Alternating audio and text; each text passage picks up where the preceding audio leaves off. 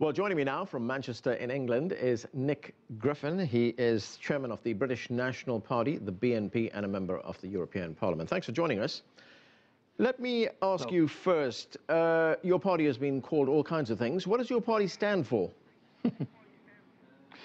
We're, as the name says, a British National Party, which means, quite simply, we believe that Britain should be run by the British people, for the British people, in our own interests and not in the interests of other people. What about a group like Golden Dawn in Greece? Golden Dawn I work very closely with, and I think all the persecution of them is unravelling, as it turns out that the whole thing was a stitch-up from start to finish by a very scared liberal left establishment.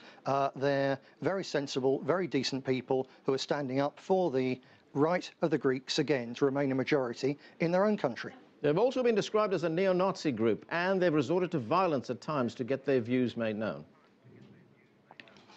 They certainly haven't resorted to violence. They're constantly under attack by far-left thugs who are actually aided and abetted by their state. They're called neo-Nazi, yes, and they use a right-arm salute. But if you actually look in the history of it, they're the direct descendants of the only people in Greece who fought the fascist invasion. And as those boys went off to fight the Italian fascists and the German Nazis, they gave that salute. And Golden Dawn certainly are not neo-Nazi. It's a ridiculous smear. Nick Griffin, leader of the British National Party, thanks for joining us.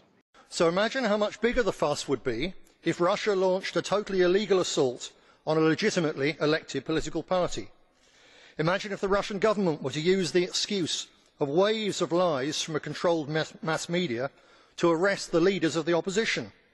Imagine if President Putin were to tear up the constitutional rights of democratically elected parliamentarians and spit in the face of a growing body of opinion of up to 20% of voters.